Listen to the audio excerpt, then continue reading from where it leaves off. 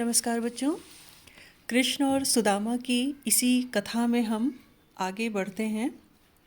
इससे पहले हमने देखा कि सुदामा जी की पत्नी सुबुद्धि उनसे द्वारिकाधीश कृष्ण के पास जाने का आग्रह करती हैं और यहाँ सुदामा जी अपनी पत्नी की बात का उत्तर देते हुए कहते हैं कि ब्राह्मण के का वास्तविक धन तो केवल ईश्वर की सच्ची भक्ति और संतोष है। उनकी इसी बात का पुनः उत्तर देते हुए सुबुद्धि जी कहती हैं, दानी बड़े तिहु लोकन में जग जीवत नाम सदा जिनको ले। वो कहती हैं कि जो तीनों लोकों में सबसे बड़े दानी हैं, जग जीवत नाम सदा जिनको ले, और सारा संसार सदैव जिनका नाम लेकर जीवित रहता है। अर्थात सारा संसार जिनका नाम लेकर चैतन्य रहता है, जो इस सृष्टि के प्राण हैं, पालनहार हैं और तीनों लोकों में सबसे बड़े दानी हैं। दीनन की सुधि लेत भली विधि, और जो दीन दुखियों की, गरीबों की, दरिद्रों की भली विधि से यानी अच्छी प्रकार से सुधि लेते हैं, उनको अपनी शरण में लेते हैं। सिद्धि करो प्रिय मेरो मतोलय।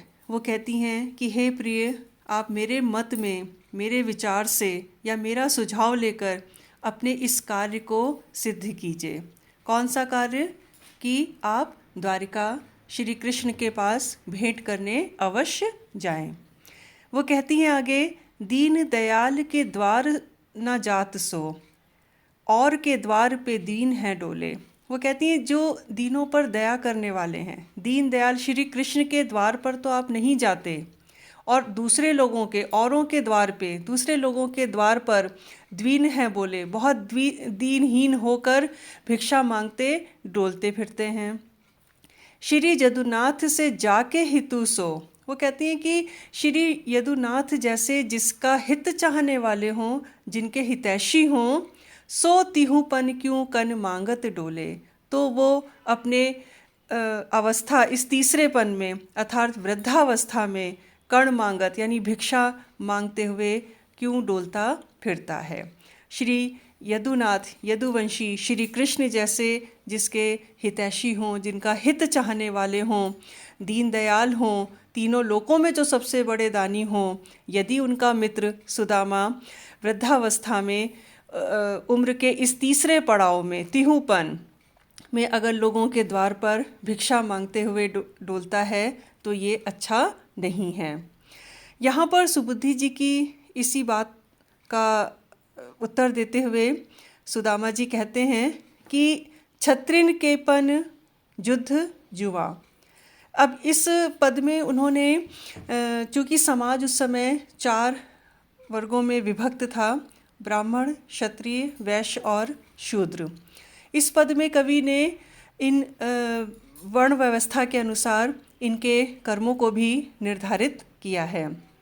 और चूँकि सुबुद्धि जी बड़े अपने नाम के अनुरूप ही अत्यंत तर्क के साथ अपने पति सुदामा को कृष्ण के पास जाने का आग्रह कर रही हैं और उसके लिए वो बहुत उचित तर्क देती हैं, तो यहाँ पर सुदामा उनकी बात का उत्तर देते हुए कहते हैं छत्रिन के पन युद्ध जुआ।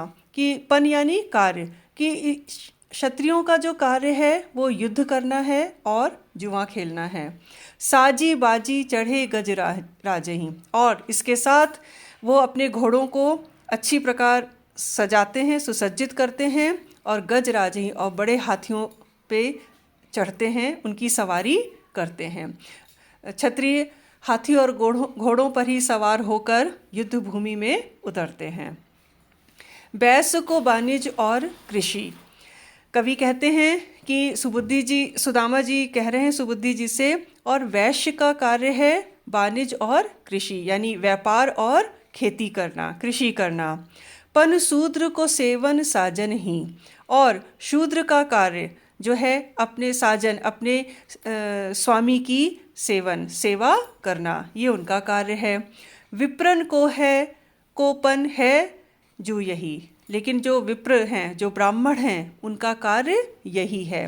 ब्राह्मणों का कार्य है पठन पाठन और ईश्वर का ध्यान करना, तपस्या करना।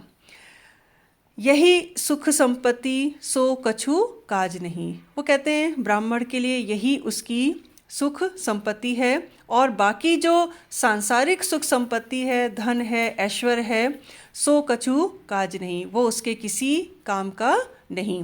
ब्राह्मण को धन से, ऐश्वर्य से, वैभव से कुछ भी लेना नहीं है। क्यों? क्योंकि वह संतोषी प्रवृत्ति का व्यक्ति है। कै पड़िभव कै तपोधन है, कन मांगत बाम्हने लाज नहीं। वो कहते हैं या तो पढ़ना या तपस्या करना ही ब्राह्मण का सबसे बड़ा धन है, और कण मांगत यानी भिक्षा मांगते हुए ब्राह्मण को लज्जा नहीं आती, क्योंकि ये भी उसका ही कार्य है। तो यहाँ पर सुदामा जी अपने संतोषी जीवन में हर प्रकार से आनंद पूर्वक हैं, और वो अपनी पत्नी से कहते हैं कि तुम दुख में ही इतना विचलित हो रही हो, गरीबी के कारण तुम इतना विचलित हो रही हो, तुम इतना विचलित मत हो, अपने मन को, अपने ध्यान को ईश्वर में लगाओ, उनका ध्यान करो। तो यहाँ पर उनकी पत्नी अनेक तर्कों के माध्यम से कृष्ण को सुदामा जी को मनाने का प्रयास करती हैं कृष्ण के पास जाने के लिए। इसके आगे की कथा हम लोग इसके आगे भाग में पढ़ेंगे। धन्यवाद।